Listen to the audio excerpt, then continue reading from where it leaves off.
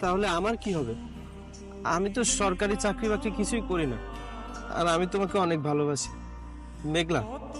আমি এতদিনে যা কিছু উপার্জন করেছি সব তোমার পিছনে খরচ করে ফেলেছি, যাতে তুমি খুশি থাকো। আর এখন তুমি এই কথা বলছো?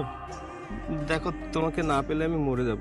দেখো দীপ্ত, তুমি কত ভালো ছেলে, তুমি আমার থেকে ভালো মেয়ে পেয়ে যাবে, তুমি তাকেই বিয়ে করো। না, আমি তোমাকে ভালোবাসি, তোমাকেই বিয়ে করব। দয়া করে তুমি তোমার মা বাবাকে রাজি করাও। তুমি বললে তারা অবশ্যই শুনবে। এ তো অনেক সিরিয়াস হয়ে গিয়েছে। আচ্ছা ঠিক আছে, আমি কথা বলে দেখি। আচ্ছা ঠিক আছে। আচ্ছা আমি যাই তাহলে।